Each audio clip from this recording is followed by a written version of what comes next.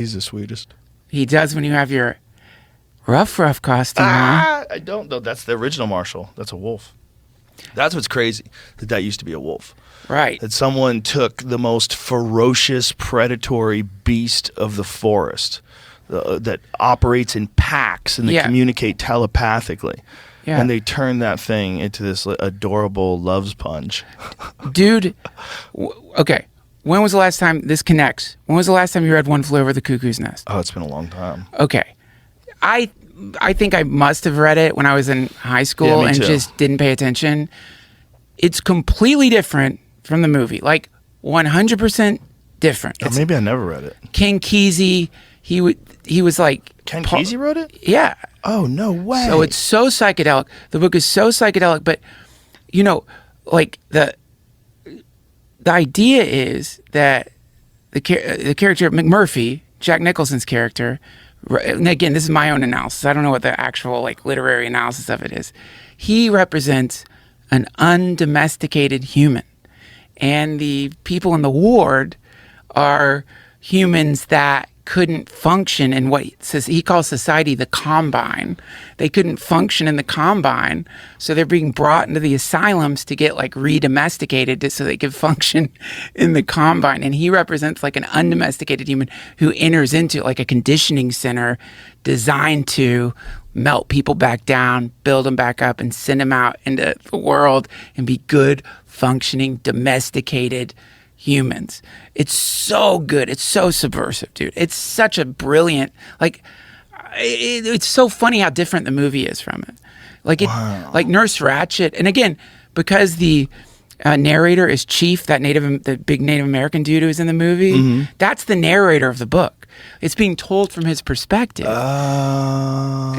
So you don't know like how much of what he's reporting is real and how much is like he's in a mental asylum, right? Oh my God, that's amazing. I know, it's so good. But according to him, Nurse Ratched can control time. She'll speed up time so that like a year goes by in a day, or slow down time so that like a second lasts like 10 years. And that's just one of the many ways that she's basically torturing the people in the ward. Oh my God. She's constantly giving them drugs, tying them to their beds, and always this threat.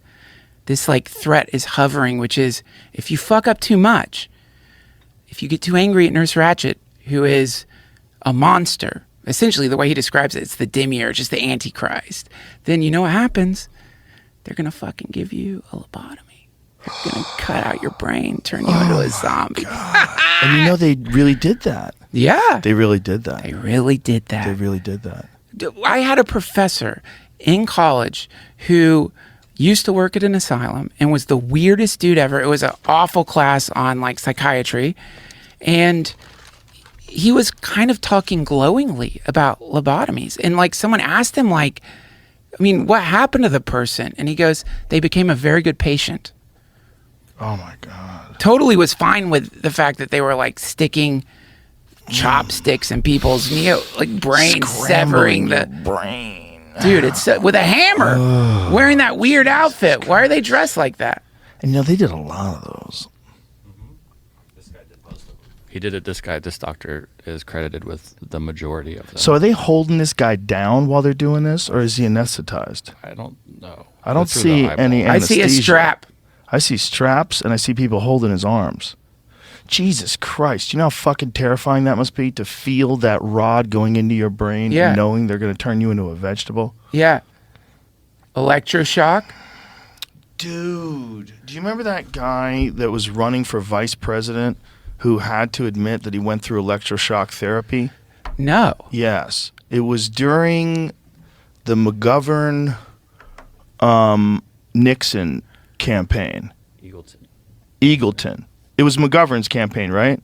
Yeah. McGovern was like one of the last hopes.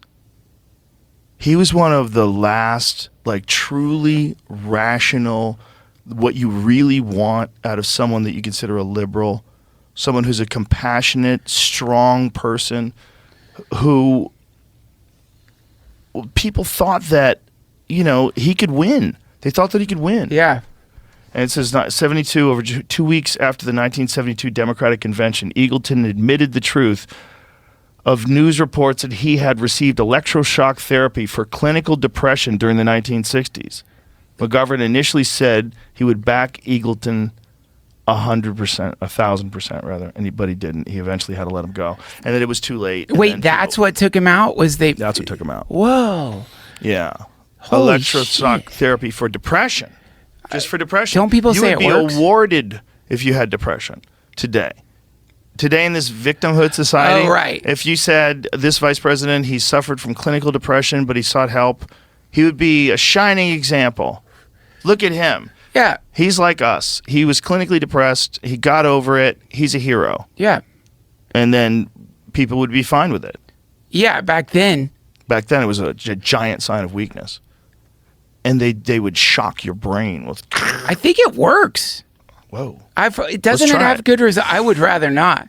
Maybe it's like smelling salt. Have you watched videos of it? Because it's not like they're like vaulting you the whole time. They put these rods on your head and you like convulse for a second. It's very disturbing to Maybe watch. it's like a reset, like Control Alt Delete for your brain. Maybe it's like, yeah, maybe it's doing like something similar to what Right. the psychedelics are doing. It's Maybe just it's like, bringing you to a near-death experience because your body thinks it's being electrocuted. So Yeah. maybe it releases all of those psychedelic chemicals that Yeah. they think it releases when you're in near-death experiences. did you see that they think they found the mechanism for why psilocybin treats depression? Like they did some study on rat brains in a petri dish, and they were watching the way it interacts with psilocybin. It like blocks. Yeah, this is Is wild. this someone getting zapped? Yeah. Nice hat for shocking people. You have to wear a hat. Yeah, but you don't need to have popcorn look, bags. her toes locked up. Like she got knocked out. That's the receipt. They don't show a whole lot of it, but that's it. Yeah. There's old ones that really show the whole thing. Dude.